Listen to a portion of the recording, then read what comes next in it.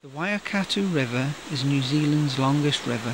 It flows through this narrow granite gorge and bursts out into a foaming waterfall that is over 11 metres high. Well, this is the Waikato River, and these are the Huka Falls.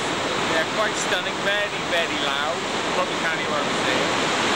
They run about, 100 feet down to the bottom. Very, very spectacular. Now we'll pick up Rob over a 10 minutes drive at the dam further down.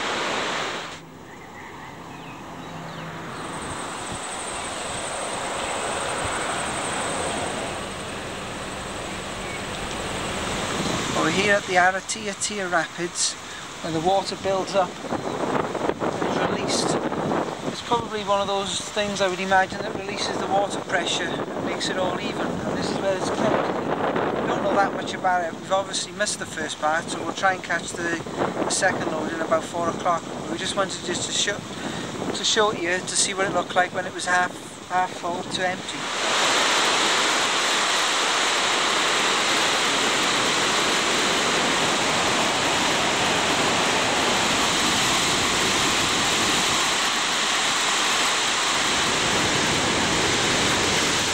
Believe it or not, you can travel up the waterfall's edge in an organised tour boat.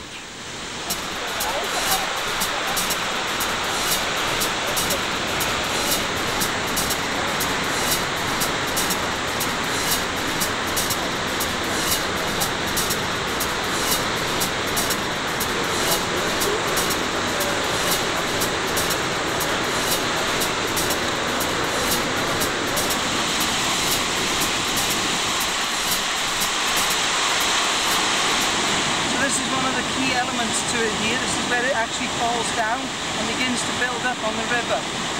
Over to Barry at the top of the dam. Thanks to Rob there. Here we are, 10 miles down the road. Here's the dam open.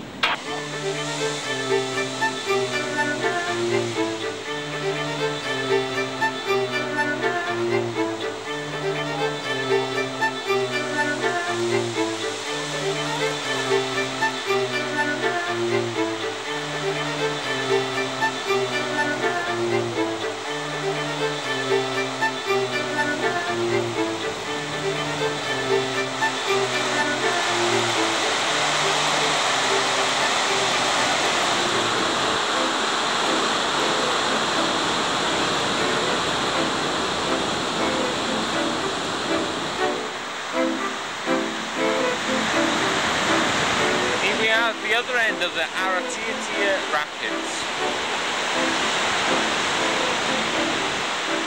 The name Aratia means pathway of stakes, an allusion to the line of stakes which were driven into the cliff face for the assistance of travellers.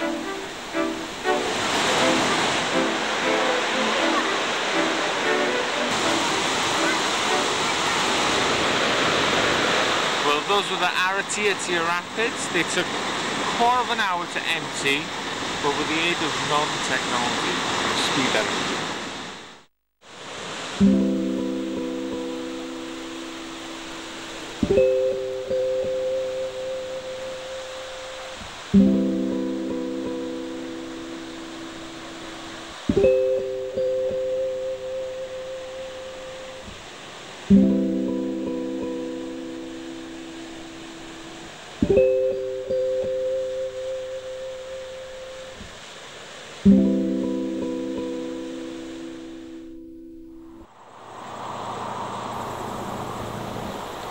The Aratia Rapids are used for electricity, and here is one of the 8 hydroelectric stations producing 25% of New Zealand's hydropower. Well, we're at the Wairaki Bridge. This is where the hydroelectricity is formed from all the water that you saw up at the top where Barry was. So back to Barry where the actual falls are.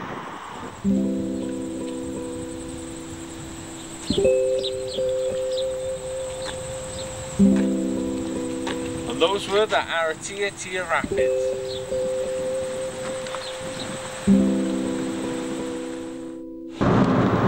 Good morning, sorry we're a bit late. Bit of a busy morning, we've lost our way but we're back on track now. We're aiming for the Watomo Caves, I think you pronounce it. And we're hoping to spend a few hours there today.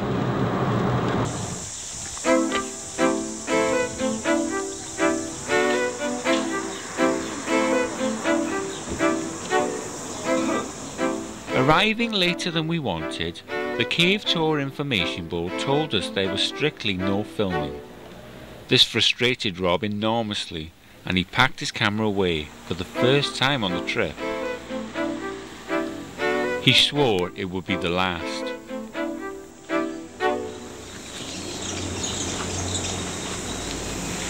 Well, we've come to do the second part of the tour, the Aranui Cave, and we're supposed to be here for 2 o'clock, but it's 20 past. We've had a bit of trouble getting out because it's all backed up, and we're waiting for our tour, which is probably never going to come. So we're a bit lost now, so we just got to wait here in the rain till something happens. So we'll let you know in a minute.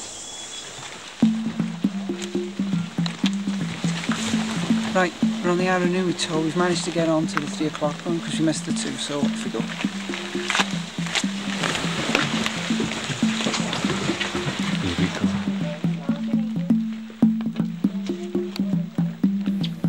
Entering the cave was like going back in time. It was very dark inside the cave. We had to resort to using the night vision. Inside the cave, the temperature was very cool, and it felt very claustrophobic. It would be quite easy to lose yourself through all the separate passageways and never-ending chambers. As you can see in this one, you can see a lot more. It's quite impressive, really. It's quite frightening as well. Feels like I'm in a film set. So the tour's gone on without me, as usual. So let's press on. Our guide was brilliant. He told us the history of the cave and explained the differences between the stalactites, which grow from the floor, and the stalagmites, which hang from the roof.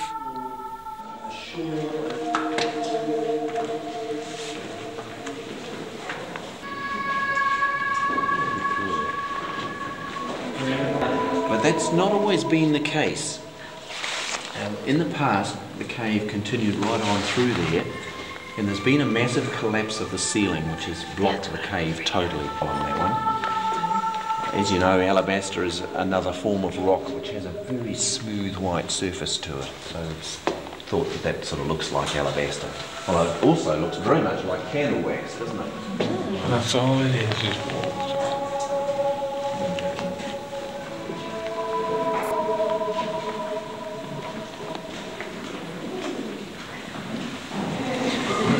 Caves, all the textures look quite smooth, but if you get close to them, they're really quite rough and quite sticky. I don't know if you can see that, they're quite gungy, but it's hard to describe it. You've got to come here and experience this. It's really quite original. The next trip comes through will be the same. So it starts to form downwards in the shape of a hollow tube. And if you get underneath one of these thin stalactites, you'll see that they're hollow.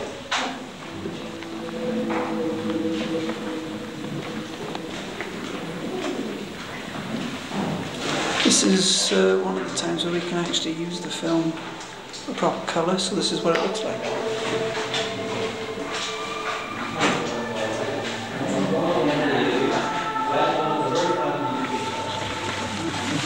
Oh, you know how cold it is.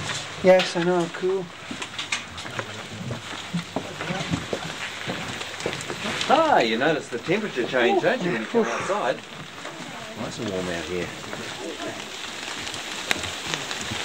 We're coming up back out the cave now. It's really warm actually, but that's our cave done.